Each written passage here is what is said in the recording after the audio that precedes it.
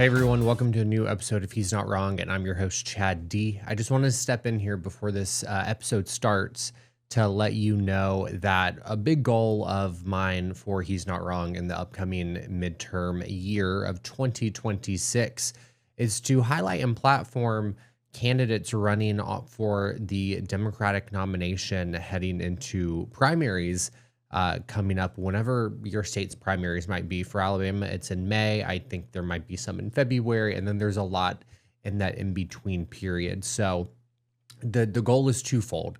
Highlight a lot of candidates running for the Democratic nomination before the primaries, and then follow up with a lot of them if they get those nominations as we head into the election in November.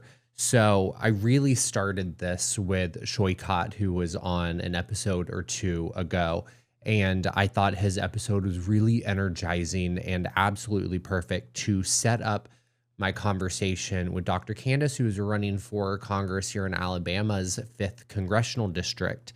And so I just think it's really important that we platform these people and we let people know that there are serious Democratic candidates with tangible ideas that are running for office to better our lives, even in really red stronghold states. And Dr. Candice embodies, to me, the perfect Democratic candidate for a state like Alabama. Alabama would be so lucky to have Dr. Candice as one of our next Congress people serving this state. So I really hope that you enjoy this episode. I hope that she does well going into the primaries over the next, I don't know, what is that, like 6-7 months?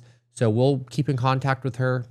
Her campaign information can be found in the description below, and I hope you enjoyed this episode. And if you're watching on YouTube, I apologize for how I look right now. It has been a day. But with that being said, I give to you my conversation with Alabama Democratic congressional candidate, Dr. Candice. Dr. Candice, welcome to He's Not Wrong. Thank you so much for joining me this evening. How are you doing? I'm doing all right. Chad, how are you? I'm doing well, thank you. So I just want to start off and let the audience know how we got connected. I saw you on TikTok several weeks back, and I was just enamored by the way that you were sharing information and the issues and your platform with your audience. And it really spoke to me because I think it's a way and a format and information that the people of Alabama need to hear. And then one of my followers who I got connected with, Landon, he's running for office up in Huntsville. He was on a live of yours and he shared it with me. And so I jumped on and I thought, okay, yes to all of this. And then fast forward a week later, I run into you at the Kamala Harris event here in Birmingham, Alabama. And that was like the sign for me from the universe that like, yes, this conversation is meant to happen. So I just want to thank you from the bottom of my heart for taking the time out of your busy life and campaign to join us and to share a bit about your candidacy and who you are and what you're doing to really make sure that people know that Alabama has a serious Democrat running for Congress. So thank you. Well, thank you. All of that was very flattering. And I don't know if you remember, but at the Kamala thing, it was either you or your producer, but we literally ran into each other. Yep. that was me. That's a point of contention for us. Whenever we're in public, he swears I have no spatial awareness and I'm always running into people. And I think it was after the event, I quite literally like ran into you. So apologies for that. I was lacking awareness in that moment too. We're definitely two of the same side of a coin for sure. Two sides of the same. How was that event for you? I know we both had the opportunity to meet the vice president, and I'm just wondering how that experience was for you. What was your takeaway? For me, my biggest takeaway was that Vice President Harris, Kamala, and I are on the same page about the future of the country, the future of our state here in Alabama, and truly the future of the Democratic Party.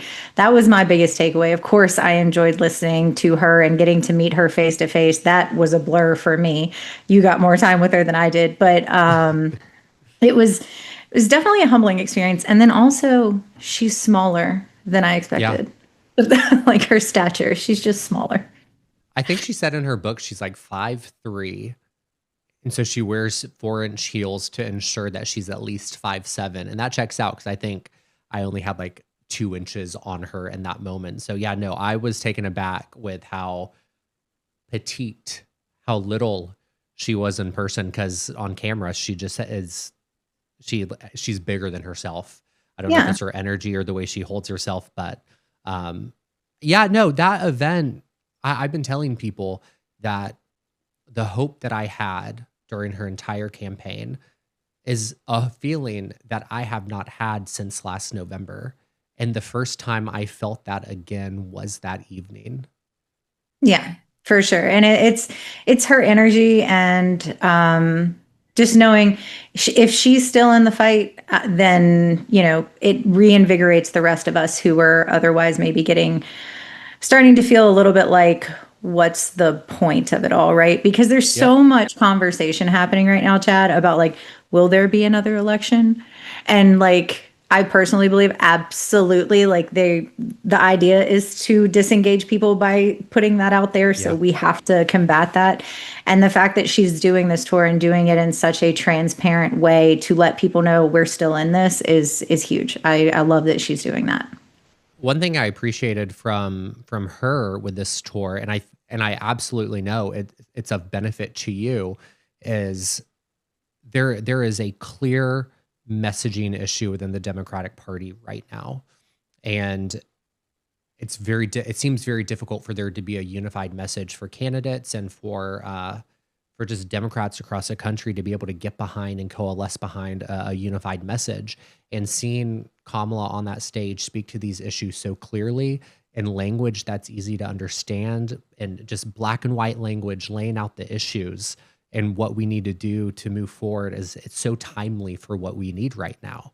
And I appreciate her for that. And I know you appreciate her for that too with your campaign. And so yeah, I just wanted to touch base with how that event went for you. Well, I thoroughly enjoyed it. It was worth every penny and all of the time it took to drive from up here in Huntsville down to Birmingham and back. I got home at like 1 o'clock in the morning. Oh my I God, was you didn't so spend the night? exhausted. No, no. I drove back up here. I did the same thing for the premiere of the Alabama Solution. Yeah.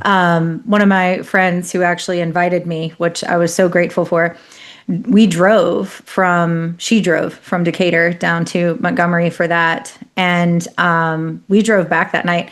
I got home at like 2 o'clock in the morning. I found out, by the way, after she had dropped me off at my car and drove off, that I'd left my phone in the back seat of her car, and I was not able to retrieve it until the next day. Worst 30-minute drive of my life from Decatur to Huntsville with no cell phone. In my research of you after I found out who Dr. Candice is, I found out that you have a master's in public administration, as do I. And Wow. I That's not a common thing. It's not a common thing. And that hearing the way you speak about policy on your TikTok, reading about what you say online, it just makes sense to me. I was like, yeah, no, that's an MPA. That's an MPA girly. And I think it's one of those valuable degrees when looking to affect policy at a local level. One thing that a lot of people, when I'm speaking, I ran for office in Montgomery, Alabama years ago. And one of the most valuable things from that MPA program is like the idea of economic development, like the sidewalk in your city, making sure that there is an accessible sidewalk. That's economic development. That making sure that there's a playground near the neighborhood is what might bring a business to your city, because families will have something to do. It was just eye-opening. So I'm wondering, from your education with your MPA, and I know you have your doctorate in education, how have those degrees prepared you for this moment running for Congress right now? So, just for the listeners, I have a bachelor's in public policy leadership, which I got at the Trent Lott Leadership Institute at Ole Miss. And then I have my master's in public administration with an emphasis in nonprofit management. And for anyone who doesn't know what that is, That is basically an MBA, a business management degree, but for the public sector, for nonprofit entities, for entities that are not supposed to turn a profit at the end of the year. And then I have my doctorate in education administration. All of these degrees prepared me uniquely for a run for office, particularly in Alabama's 5th congressional district. And I say that because I don't think that every district in the United States needs a policy expert or a government accounting expert at the federal level, but a district that has a military installation, that has a Smithsonian installation, that has so many and is infamous for aerospace and defense contractors throughout the district. And then beyond that, you just have farmers, which are largely funded by the USDA. All of these different large government installations that have so many different levels of government accounting that come into play. I think this district does. So I think those degrees uniquely set me up to be a congressional representative specifically for this district. Here in North Alabama, we actually have different government mandates, different contracts, and different policies that come into play up here. Right now, I think the biggest thing that we're dealing with is the one abomination of a bill that has really ramped up defense spending. So we are going to see a lot of our defense contractors expand, and we're going to see new contractors move into this area. Another thing that we're dealing with is that NASA funding is being cut. So we have a lot of federal workers here who are losing their jobs or getting laid off, especially come January when their contracts have to be renewed, right?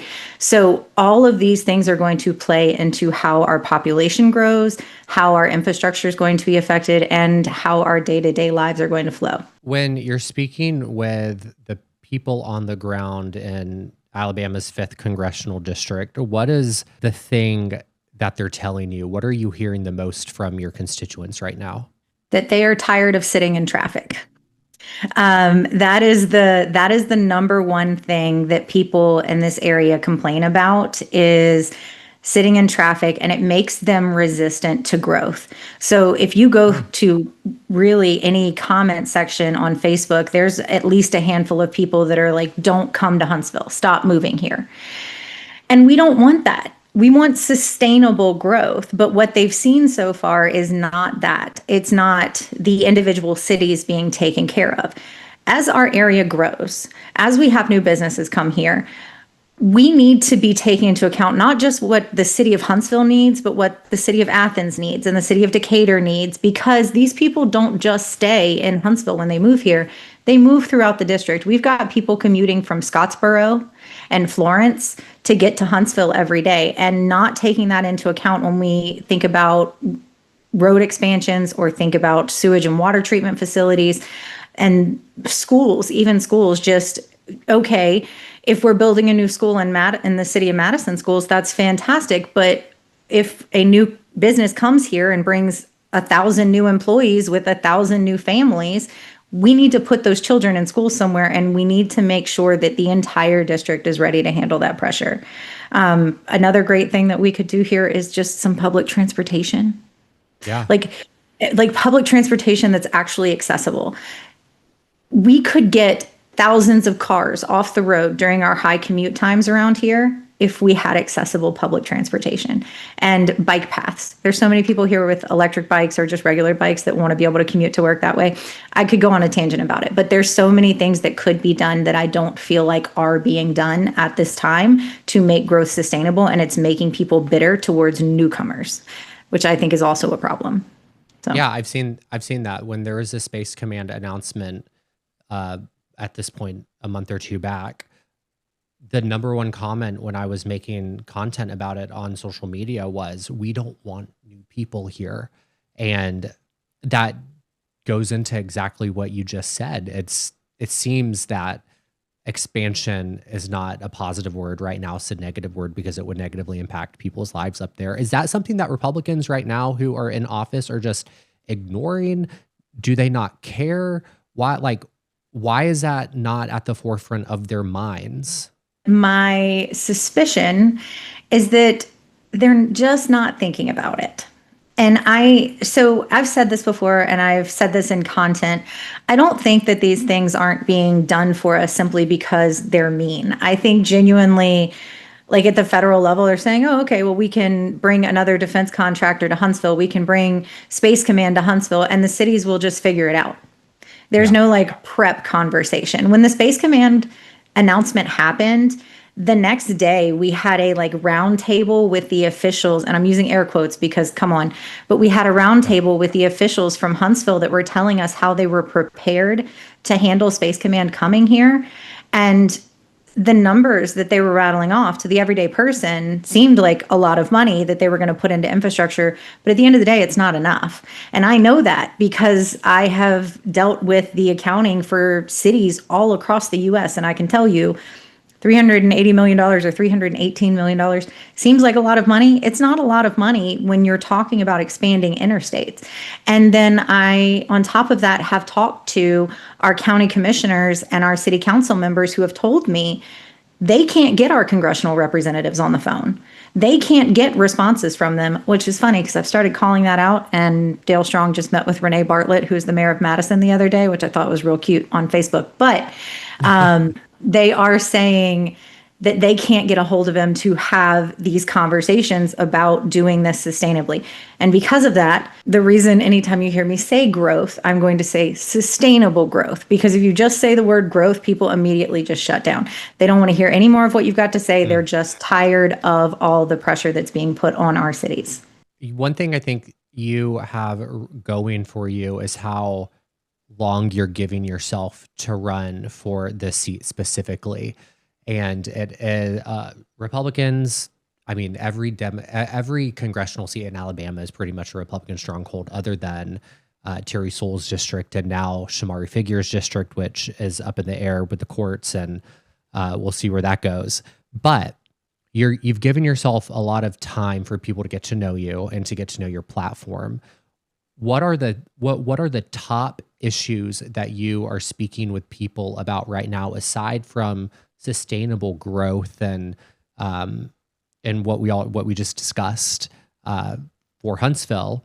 But what are those top issues that you're speaking with people about, and how are you speaking to them directly? And I mean messaging wise, because I think, as we said not too long ago, Democrats have a messaging problem. We can very easily get deep into the weeds, and then our platform, our messaging, everything that we want to do just gets lost. When the Republicans, all they have to do is put like an elephant on their yard sign, and that's like as deep as their messaging goes. So how are you getting your message into the community, and what are those issues that you're sharing with your constituents? So there's definitely a double standard between the expectations put on Democratic candidates versus Republican candidates. And I think that is a nationwide problem that's happening right now. If you're a Republican candidate, for some reason, that automatically gives you, I don't know, clout. I don't really know how to put that. The AJ McCarron thing is a joke to me, but apparently that's real. And then if you're a Democrat, they're just like, well, have you cited your sources? How do you know that? And so my thing, I think my biggest messaging point is that it's really hard to make me angry. Or I should say that it's really hard to make me show that I'm angry. I stay very calm under pressure. So when someone's talking to me and they start getting aggravated, or they start getting, their heart rate is elevated and all of that, I stay calm. And I am very deliberate in the words that I use when I'm having conversations with people about the things that are affecting their everyday lives. And I always start with what affects them most. So when I go to Lawrence County to talk about what their county needs, I do a deep dive of research on Lawrence County and history, and how many farmers are there, and what are the demographics, and how many students are there, and what do the schools look like, because I want to talk about what is actually affecting them, and I'm not scared of doing that research. So that is how I am connecting with people, rather than walking into a room and saying, what is the thing that bothers you most, because they're going to hit whatever hot button issue was in the headlines today. I come in the room and say, so how are you feeling about your classroom sizes? I understand that they're this. Or, hey, almost 20% of your farmers don't have access to Wi-Fi. Is that difficult for their kids to get homework done? And kind of have conversations that way, and make sure that people understand what issues are actually affecting them. And then we can have a conversation about how to fix that. That's so refreshing to hear because you hear from the other side. They're who Wes Allen right now is trying, and I know he's running for Wes Allen, the Secretary of State. He's running for either Mhm. he's either running for U.S. Senate or he's running for Lieutenant Governor. Moral of the story: Wes Allen is trying to level up, and he's talking about things that don't even affect us. Mhm. That's the policy that he's putting forth. You have, like you said, Oh, AJ well, Tommy McCarran. Tuberville's getting rid of Sharia law.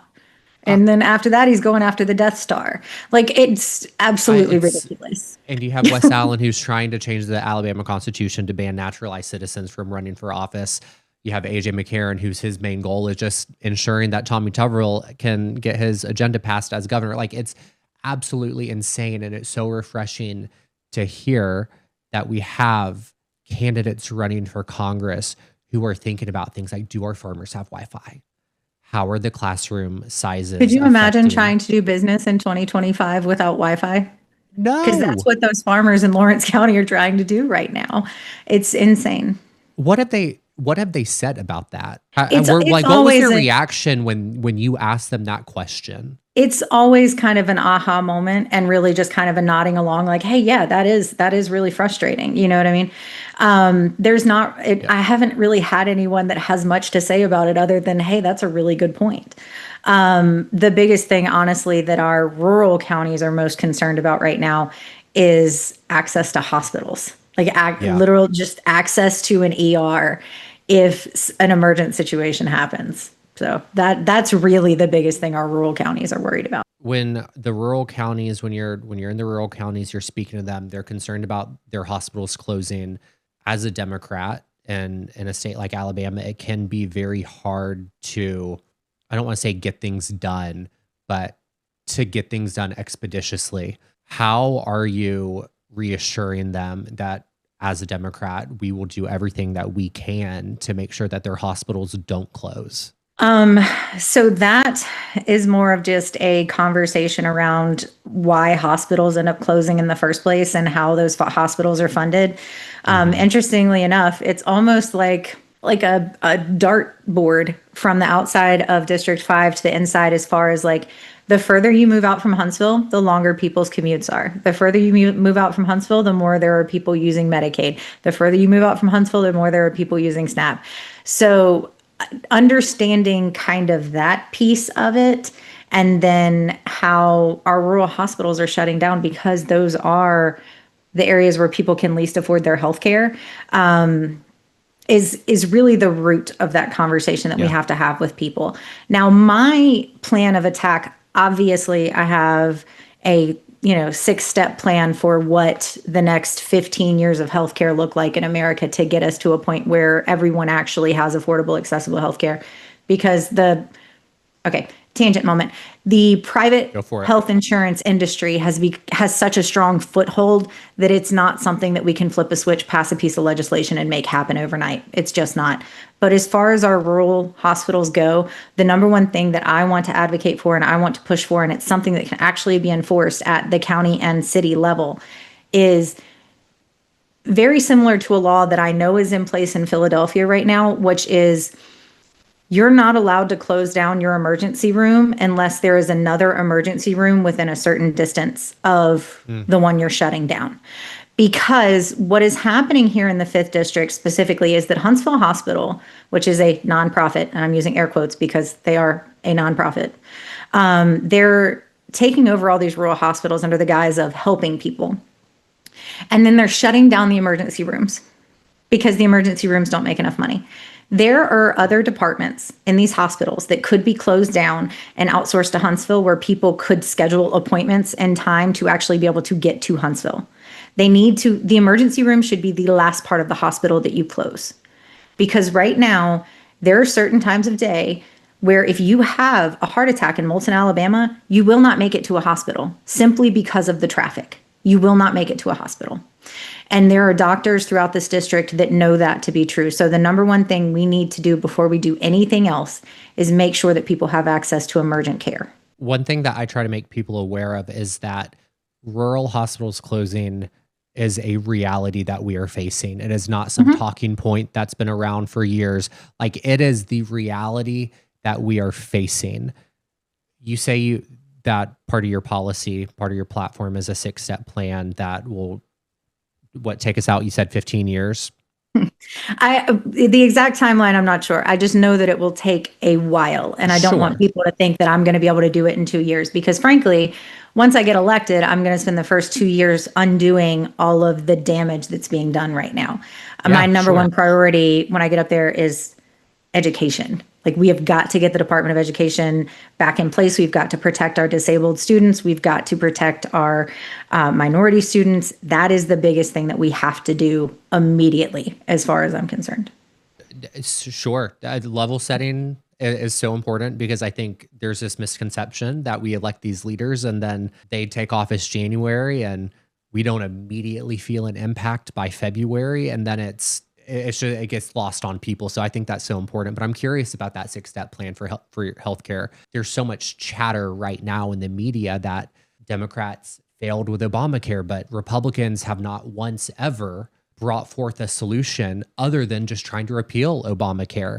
And to hear someone actually have a plan to move us forward in a society where healthcare could possibly be affordable, I think is something very worthy to point out. So if you will, just take me through it a little bit, I would really appreciate that. The first step, in my opinion, and I think most people agree, is that we have to set the cost of medical procedures and pharmaceuticals across the board. We have to set what that price looks like for different procedures. Because, and I know this to be true because I myself, when I gave birth to my daughter, it cost me $1,200 after my insurance and everything for the 3-day stay in the hospital and all the things. The same year, another woman I know gave birth in a different hospital in a different state, and it cost her $20,000 for the exact same thing. That is a broken healthcare system, and I don't think there's any way to argue that it's not broken when that's happening. And the only difference between my family and that family is that the company I work for has over 6,000 employees and can bargain for better health insurance for their employees than my friend's company, which has less than 100 employees and didn't have that bargaining power. And as a result, giving birth cost $19,000 more. That is a broken healthcare system, and it's not serving anybody. So we have to cap those prices. And that serves twofold, because as a legislator, how am I supposed to plan for what this actually looks like if I don't know what the price and cost of these things is going to be? The next thing is what Obamacare is, but better, that what the Affordable Care Act is, but better. So a situation where people have private insurance if they want it, but the government will help subsidize insurance for you if that's what you need. And then we move to a situation where there is fully funded government insurance that you can take advantage of if you choose to.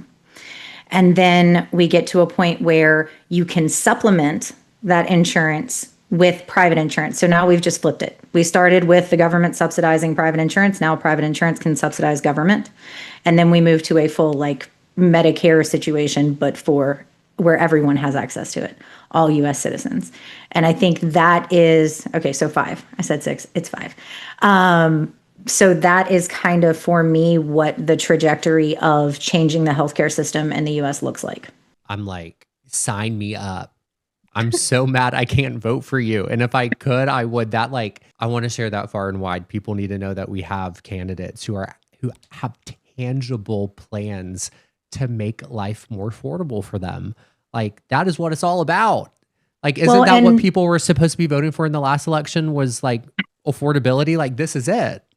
Well, while I have your captive audience, I also want to add on top of this, the number one thing that people say is, well, who's going to pay for that? And the answer to that is, I am. My household right now is paying, I did the math, like $700 a month for health insurance for me and my husband and my daughter. That is over $7,000 a year, right? Yeah. Which means I feasibly could pay $7,000 more in taxes if you eliminated my health insurance cost and feel nothing in my household. You could take an extra $7,000 a year in taxes from my household to cover the cost of universal, or, whatever you want to call it, universal health care, and my household would feel nothing. And most households across the US are in the same boat. So when people say, who's going to pay for that? You are already paying for your health care. And that number is just what I pay for insurance. And so that's not covering the cost of what you pay in copays. It's not covering the cost of your deductible or your maximum out of pocket or any of those other random healthcare expenses that you're paying for throughout the year. That's just what you pay for health insurance. So we're already paying for these things. Why not make it better where it's serving more people? That's just common sense. And no, it is. It is common sense. And I would love to follow you for a day and have you speak to people on this to get to the question of how are you gonna pay for that? And then you actually have an answer back on how it could be paid for. Like, that's simply amazing. I feel like right now we have so many people who are in office. When you ask them that question, it's a pivot. Well, I'm not going to pivot away from it. The number one thing that I tell people, and I've said you're going to hear me say this 1,000 times between now and next November, and that's probably on the low end. That's low ball in this. How our government spends money is a direct reflection of our national values. Period. We have the money to cover the cost of these things. It's just like what's happening right now with SNAP. The USDA has a contingency fund. They're just not using it. And we have plenty of money at the federal level that we could spend on providing healthcare to Americans, but we're spending it on other things that are not a priority for the American people. That's just the bottom line. We are spending a ridiculous amount of money on defense spending, which, by the way, I've said this in other podcasts. As members of the UN and NATO, we agreed to be the world's military. So don't say we're not. We agreed to do that, which is why we put so much into defense spending.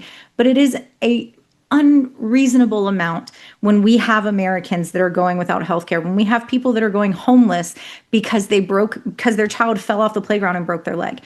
That's not okay. And we have a responsibility to fix that, especially because we can afford it. I want to take this as an opportunity to drill home the fact that if Donald Trump can give $40,000 to Argentina, he can give $40 billion to Argentina. My bad, misspoke. $40 billion to Argentina. He can give $6 billion to SNAP. Yeah, absolutely. And this is to believe anything else is just buying into whatever rhetoric you want to buy into, because we have the money. We have plenty of money. And I can't tell you how many times I'm telling people that America is not broke. Yeah. It's just about how we choose to spend it, for sure. Yeah. So I want to take this as an opportunity to pivot right now, because as we've stated before, I've talked ad nauseum in previous episodes about how Alabama lacks a democratic infrastructure and how that affects candidates, how candidates have to get really creative in what they do and how they move forward effectively and fundraising and reaching voters, even things as simple as receiving a voter file from the party seems to be an impossible task for a lot of candidates. That's what I'm hearing from people throughout Alabama. And there's a gap that candidates have to fill. And since 2018, 2018, I say, seems to be like where the party in recent years peaked. And then it's been downhill from there. And I've seen a lot of candidates repeat the same mistakes. There seems to be candidates who have not studied from the past and learned from those mistakes. I feel like your campaign has been learning from those past mistakes and you're filling the gap well. I'm just wondering what your campaign is doing differently than what all these other campaigns in years past have done. And if you need a minute, take it. No, I know the answer to this. I just can't decide if it's going to be disappointing for you or not. I asked people, like I literally just started going to local organizations and going into local spaces and asking people, like empowering women's causes. And there's local liberal groups, and there's, the Alabama Association for the Arts, and there's the United Women of Color. I just went to these groups meetings and said, hey, what do you guys need? Like, what are you looking for in a representative? What has previous people who've run, how are they failing on your part? Like, I just asked people. And then listened. And then and so that's what my campaign has been from the beginning. And I've said this and I've made plenty of TikToks about it. I am not interested in showing up to the fancy cocktail parties with all of these groups who have had influence for so long, Yeah. because we're not seeing wins, right? I Yep. want to talk to people who are on the ground doing the work, and I want to talk to people who didn't vote, and I want to know why they didn't vote, and then I want to correct for that. And that is what my campaign has been focused on since the very beginning. So I'm not going to name names. I told you before we started recording, I'm not going to name names. And this is a gripe I have had for years. And and I think this is where you break the mold, because I've seen it firsthand standing back in the line at Kamala Harris and seeing how you interact with people versus other candidates who were at Kamala's I'm event. fascinated to hear this. So it's a frustrating point for me, because I feel like a lot of candidates or a lot of Democratic candidates get in this bubble and they treat running for office as some fraternity or sorority, and they think they're doing some great thing, but they're not reaching out to people. And I saw that firsthand with 2 or 3 candidates standing in line at Kamala Harris. They kept to themselves and they had this attitude, but not once did they go up to someone else. And they only talked to themselves, and it was all about the selfies and talking about running for office, but they kept it to themselves. And Taylor, who you've been communicating with, I was with him, I was like, that has been the issue for years. And I've seen it, and it makes me so frustrated. And it makes me angry. And I have seen you break that mold and not partake in that. And it makes me so happy that from the beginning, your campaign has been very much rooted in going to the local community and asking, what is it that you need? What issues are you facing? How can I help you? Because at the end of the day, that's what the job of our representatives are supposed to do. And you are embodying that from day one. And I appreciate that. And that reinvigorates my fight for Democrats in Alabama. And so it's like, you're the candidate that I've been waiting for to get involved and to help out and to platform and to do what I can to share your platform and your message. So from me to you, thank you.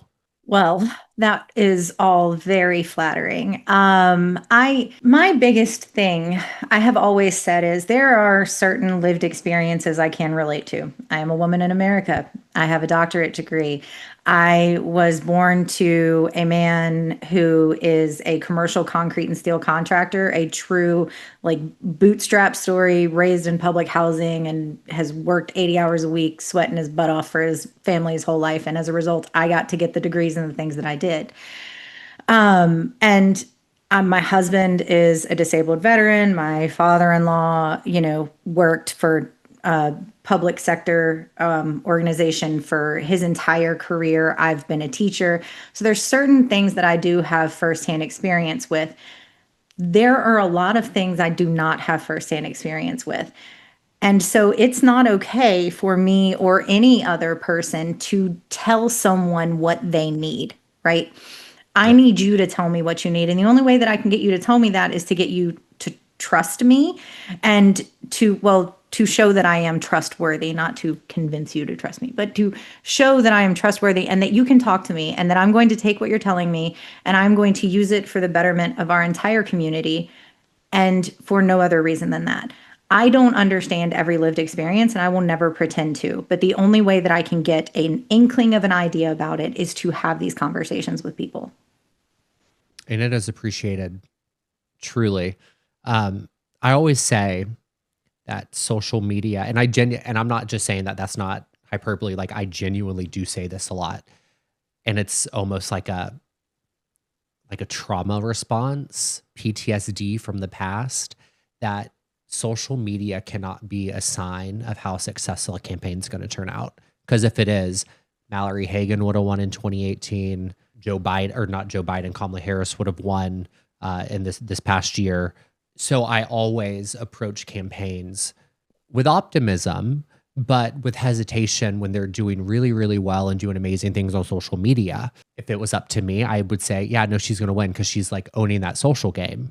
but I don't think we can just chalk it up to social media prowess and reach. And so I'm curious what signs you are seeing on the ground in your district that are backing up the success that we're seeing in your messaging digitally.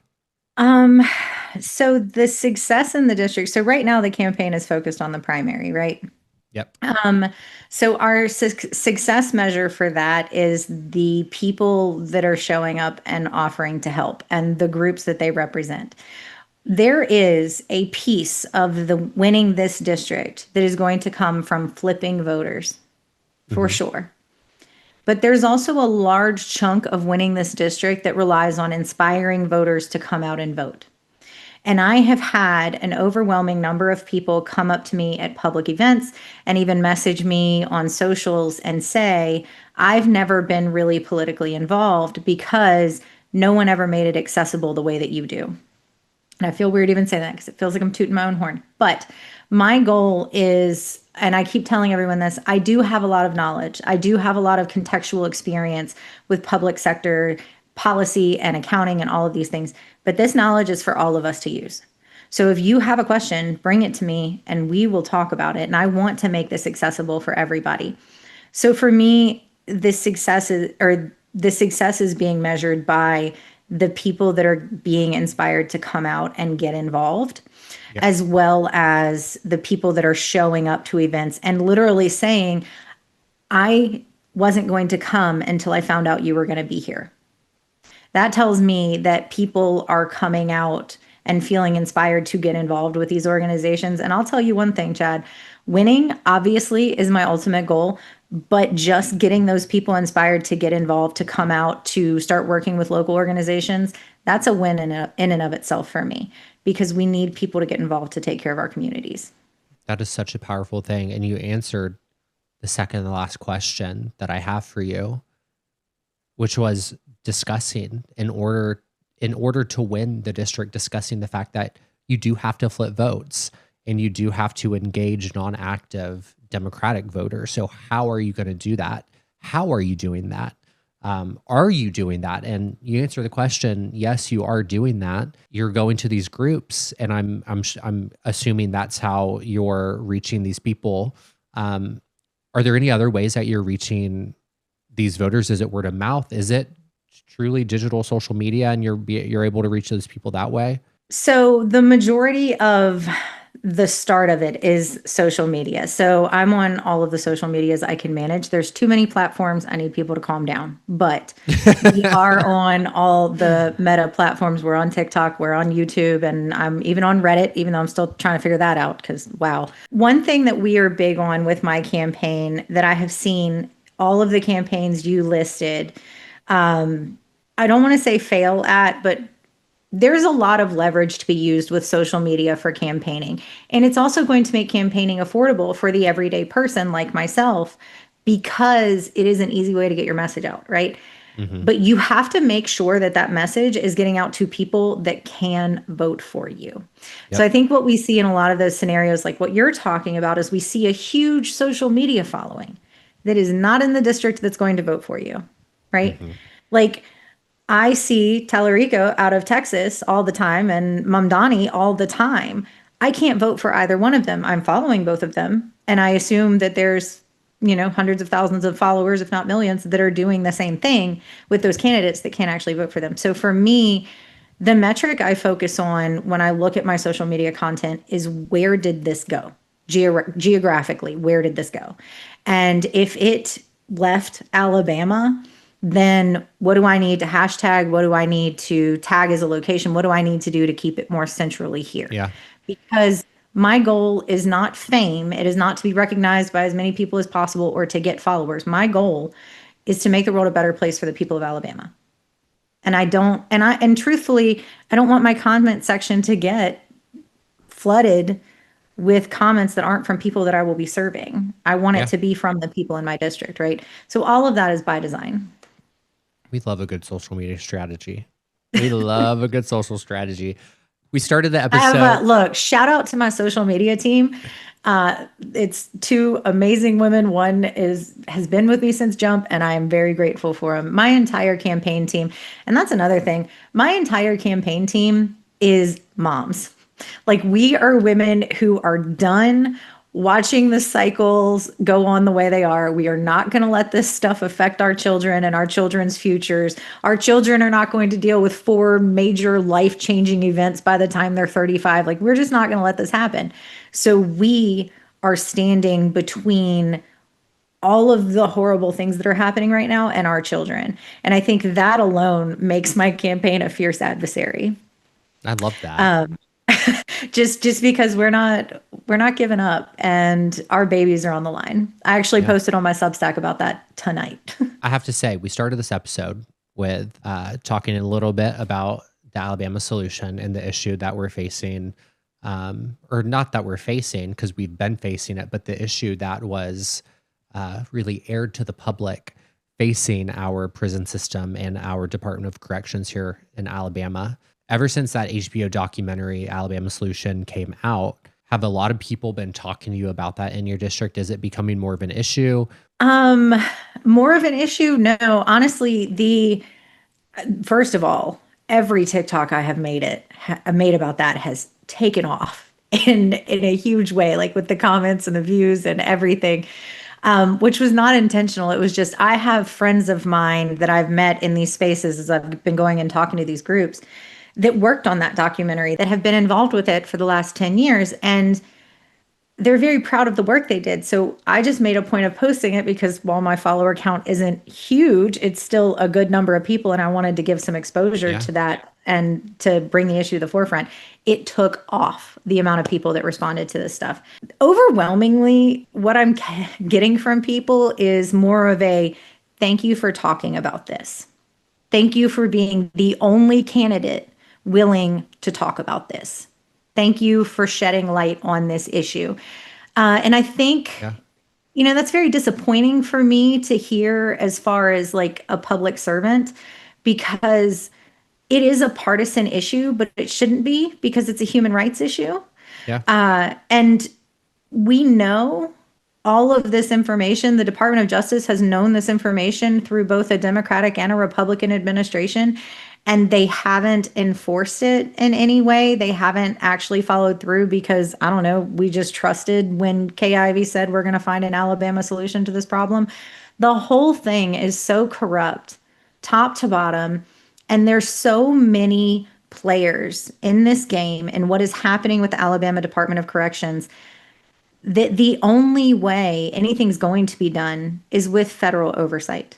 Yep. The state government has gotten themselves so bogged down financially with the ADOC leasing these prisons from these private corporations, have now put the ADOC in a position where they can't hold the private corporations accountable for the mistreatment of the inmates, because if so, the private corporations will just pull their loans and then the whole thing will implode and it will bankrupt our state.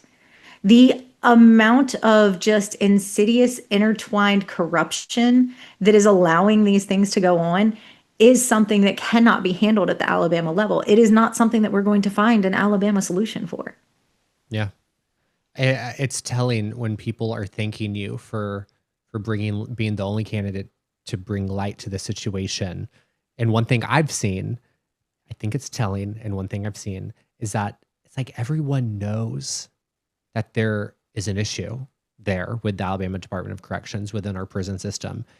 It's a poorly kept secret, but the fact that it is on this massive platform and everyone is talking about it and there's not a fear to talk about it, I'm very hopeful that that documentary is the catalyst for change that we need. And I believe the news came out yesterday or the day before that there's some investigation that's now being launched or being looked into.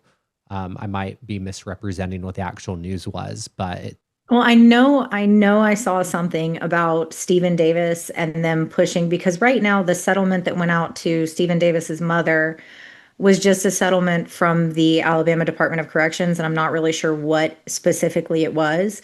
but the officer in question got promoted, right? Gadsden's Yep. still Yep. working for the Alabama Department of Corrections. So I know that there's a lot of people that are now pushing for investigating him for homicide. More to discuss on that one. So, Dr. Candice, I lied. This is actually the second to last question. They're two easy questions for you. But if there's anything you want to leave my followers with, what do you want your final message to be? And this won't be your final message because we're going to be following up with you and following up. But the final message for this episode, how about that? My final message for this episode would be get involved.